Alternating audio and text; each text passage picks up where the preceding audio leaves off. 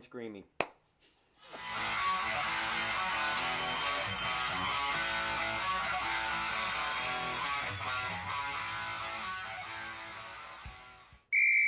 It's Offside with Hawes and McGuire.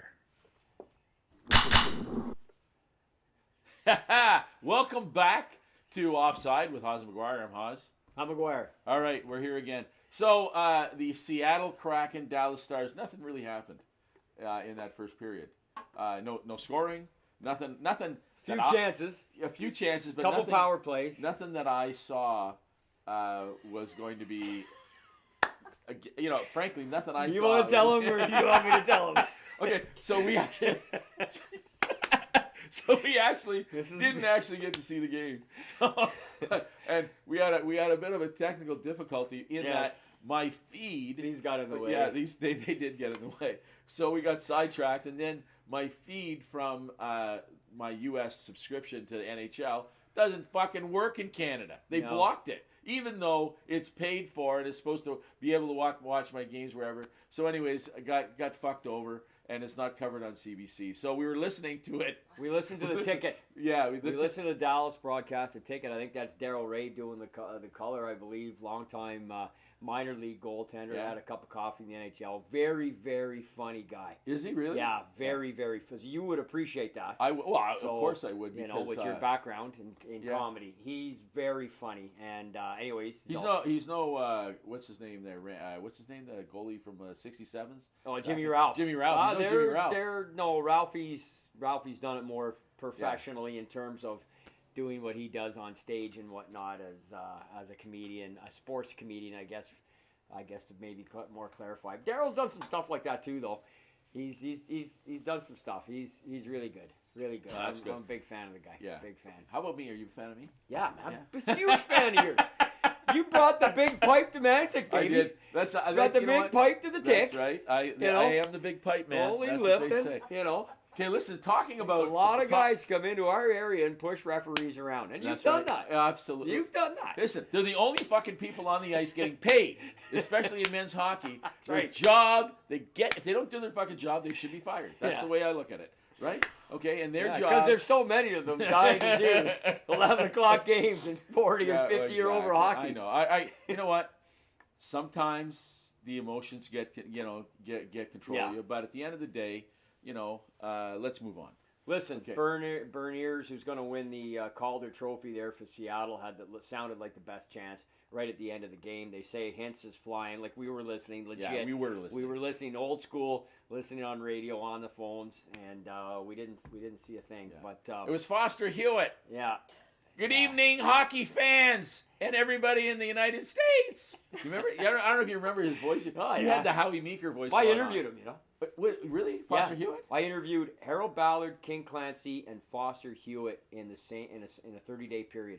Really? In 1983. I interviewed Foster in his office, which is just down the road from Maple Leaf Gardens and around the corner. I sat there and I talked to him about that game he did between Kitchener and Parkdale in 1923. And this was in 1983, so that's I missed 50 years later. 50 years what happened later. In that game? No, 60 years later. Yeah, that was the first game he ever did. I think it was the second game ever, I believe, that was done on radio, period. Really? And was that on CBC at the time? No. It was just listed the areas there, Kitchener, Waterloo area, whatever, Parkdale, those communities, and he did a hockey game, so it was non-NHL, but he started doing the Leafs shortly after that, and obviously, he was the guy, he shoots, he scores, and the pioneer, and the guy that everybody... those that followed and had the impact on so many of our lives, like our Danny Gallivan's. Love Danny Gallivan. And Dan Kelly's and some of these other ones from the 60s. You know what, I got to tell you, and now he was not a play-by-play guy, and he did a little bit of color, but more than anything. Look. Okay. We got this up. But I loved Howie Meeker. Man. Howie Meeker from The Rock. 1950. Okay. Your wife found this. That's right. My wife did find. She's got. My wife has books. You would not believe. No, I know. She loves history. She loves history. She loves reading stuff. And this says, let me read. This is a nighttime story. Yeah. Okay?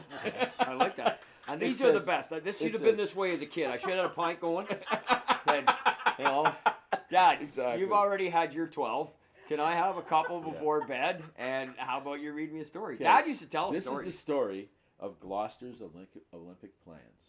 Yeah. Anyways, we're gonna move on. Okay. I was gonna tell you about Howie Meeker. How much I Yeah. loved Howie Meeker. Yeah. And Howie Meeker used to do like he did the and remember this, back it up, and he would do the tape. Stop it right there. Stop it right there. Now look at kids if you're watching at home. Yeah. For gosh golly gee. Yeah. I used to love that. He was awesome. He was great. He was awesome. Calder Trophy winner, Rookie of the Year, 47, 5-goal game, won 4 Stanley Cups, played on the original KLM line with Ted Kennedy and Vic Lynn, and a fierce competitor. I got to tell you a real quick story. Years ago in the 80s, I filled in for a man named Bill Galloway. You want to talk about history. He was an Ottawa historian, film historian, and he suffered a heart attack. And he was convalescing in Florida. They needed somebody to document some film that had been sent in by Brian McFarlane's father. Oh, really? It was Brian's father's film. Brian sent it in, I guess, on behalf of his dad. Just so everybody knows, that's Peter Puck's grandfather. Right. Yes, exactly. Exactly. On that film, and it was 8mm, was a bench clearing brawl, and Toronto and Montreal. And Howie Meeker's winding up and taking a wild swing at the Rocket. Oh, really? Oh, yeah. He's swinging from the floor, that Rocket Richard. And you can see it on film. You know It's what? amazing. Good Newfoundland guy. Love that. Well, you know, he was born in Kitchener, Ontario. I thought he was a Newfoundland. I know everybody does, but he was not born in Newfoundland. You know what? You're breaking my heart. First you tell me Noel Price not originally from Coniston. No. Now you tell me Howie Meeker's not from the Rock. I know. It's, I hate all when of I'm my always childhood right. heroes are I know. you're ruining it. Yeah. You know what I mean? Next thing, and never mind. I was going to say something, but I won't get into that. So listen, what we're going to talk about because this game is going to be coming back on, and we got to get back to the radio. But yeah. Ottawa Senators bid. So, like we were talking before, apparently our whore walked. Ryan Reynolds. Ryan Reynolds walked.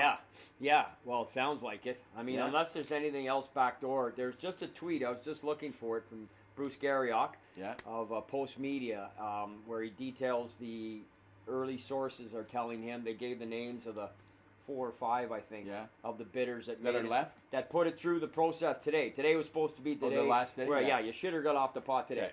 And apparently 4 or 5, including Snoop Dogg. Snoop Dogg, I did hear that. Yeah, is the LA film guy whose name escapes me right now is one of them, and a few others, including allegedly the minority owner or one of them of the Montreal Canadiens. That's the guy from Southern Ontario. There, doesn't he have the Pete's too? I believe he does. Pete's, I believe he does. Yeah, he's got his finger in a couple of pies. So I guess we're heading to some sort of inevitable conclusion there. And can you imagine Snoop Dogg as the owner of the team? No, not really. But you think betting's bad enough? And you know what I mean? You think PK Subban's dad is going to be pissed off about the betting, or is he going to be pissed off about smoking pot in the arena? Yeah, I don't know. I don't know. It's listen, nothing against him as a musician and everything else. I think just the whole thing fit. Ryan Reynolds had a connection to the city. He's Canadian. I think it sounded like and he's good looking. Very good looking guy. Snoop's not the most attractive man. No, but I'm sure he does all right though. Exactly. If you got money though, eh? Well, this is the thing. I don't. Can I have some? No, me neither. I got to cash in the empties every week to buy groceries. I've always wanted to do that. I always wanted to pay my taxes with empties. Yeah, well, we paid our monthly bills with empties for years. Yeah. Just we bring the empties, phone 692-2314, Mantic Beer Store, bringing them in. Had to go through the loading dock, and then get the hundreds of dollars back. We'd pay our heat and hydro and phone and cable with empties. Yeah. Well, that was years ago. You got to do what you got to do. Yeah. I mean, hey, it's worth money. Oh, absolutely. Oh, no question. I'm not. Listen, I am not like debating the negotiability of beer. You can't even listen. You can't even spend cash anymore half the time. No, it's true. You go into a place, they go, "I'm sorry, we don't take cash." Are you fucking kidding me? Yeah. This says legal tender. It's for exchange of goods and services and stuff like that. You're supposed to be able to accept it. Yeah, we don't do it. No. Like, you know what? Honest to God, it makes me want to just fucking lose it. Yeah. Right? Like, it's like money, where you can't use money. Oh, no, you got to have a debit card or a credit card, or you got to... What does a homeless guy do when he gets enough for a coffee? I want to get a coffee. They go, I'm sorry, you have a Visa or MasterCard? Takes the Champlain Bridge across, exactly. And finds a dépanneur and buys a King Can tall boy. Well, exactly. That's what's happening. Because he can't use his American Express card. That's the problem. Okay? There's a lot of homeless people suffering from only having American Express cards. Other interesting thing that emerged today was rumors about possibly Steve Staios becoming involved in Senator management. Just Frank Saravelli putting that out there, backdoor sort of way. But you can't make any decisions until there's new ownership. No, but I mean, just the fact that a guy like Frank, I mean, these are people who are pretty strongly connected. It's just an interesting name that got thrown out there because I think a lot of people. Also, Kyle Dubas gave his presser today for the Toronto Maple Leafs, and that was very interesting because Brendan wasn't with him. Kyle doesn't have a contract. He hasn't indicated which way he's going. And the Leafs are a rudderless ship right now, and it's going to be very interesting to see how that plays out too. So some interesting stuff. And the Sens are going to get a new owner, and what will they do with hockey ops remains to be seen. Oh, I'm making my prediction on this. I swear to God. And this, you think the rink's going to LeBreton or elsewhere?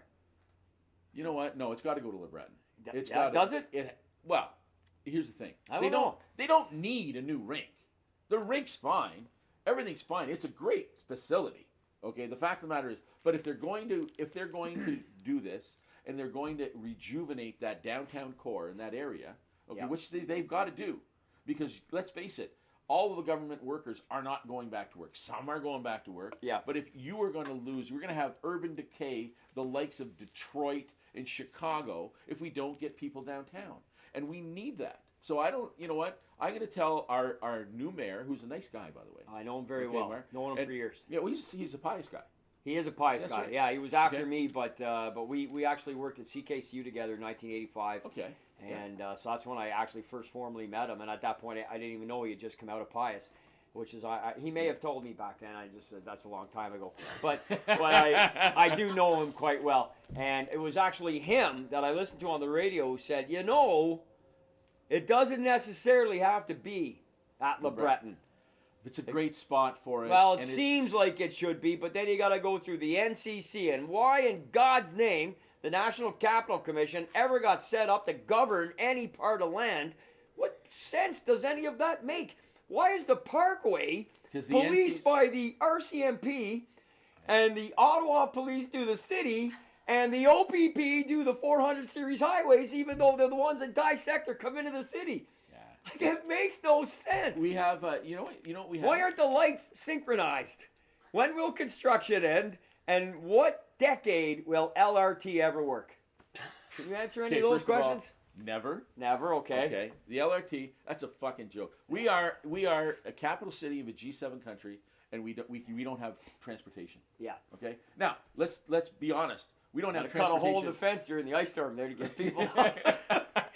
It was like it was the 1950s or something. Exactly. They're pitching them over the fence. But here's the thing: if they help Bertha. Listen, don't mock Bertha. Okay, she's got strong childbearing hips. Yeah, okay. For sure. Yeah. We pumped out 9. So what were we saying? Oh, I was going to make a prediction. Yeah. Daniel Alfredson. Yeah. Alfredson is going to be in charge of hockey operations of the Ottawa Senators. He should be. He absolutely should be. Yep. But you know what? I believe that anybody, certainly in this city, who has a mind to make this city excited about hockey again, is going to do that. Because you could bring in, you know what? You could bring in all these people from outside. But the fact of the matter is that you've got a homegrown guy. I mean, granted, he's from Gothenburg, Sweden. Yeah. But you got a homegrown guy who's part of the community, who knows hockey, who was an incredible workhorse leader on the team, and a perfect example, and a great citizen too. For sure, yeah. So I checks off all the boxes. All the boxes, absolutely. Yeah, no, it's a good thought. That's a good thought. I would hope new ownership will bring him involved in somehow. He was asked about it in the last 12 months a couple times, and said, hey, look, if the deal is right and everything else, I'd like to get involved for sure. He never wanted to leave in the first place. I mean, Melnick ran him out not once, not twice, but 3 times. Once as a player, twice in management, and God rest Eugene. But the daughters are selling new blood, and he should be a part of the new blood. I agree with that. And you know what? And I can't get over the fact that we got to end. We got like less than 12 seconds. All right. Okay. But they're going to get like $1 billion fucking for this team. That's pretty close to it. Yeah. Isn't that's crazy? I you know what? Man. And I'm wondering. I'll buy you a lot of pickled eggs and Nevada tickets at the Legion. Ooh, wouldn't it? Yeah. Wouldn't it? Yeah. You know what? I got to tell you, one of my greatest memories was going through the Nevada tickets. Getting the 4 bars, winning $50. I used to live near the Legion. Oh, man, right? it's like you're a millionaire, wasn't it? Yeah, and you go through that, and I think I remember got my it dad once. would come home, he'd have money, and he'd bring all these things, okay, and he'd be half in the bag, or actually probably fully in the bag, and we would just go into those Nevada. That was It's like Christmas. Yeah, it was fucking awesome. Yeah. And that was the best part of living so close to the Legion. Yeah. You know. Yeah. Anyhow, Good memories. this was we got to go back to the game. This has been Offside with McGuire. But and Haas. Haas. Yeah, Haas and McGuire. I'm Haas. I'm McGuire. G'day.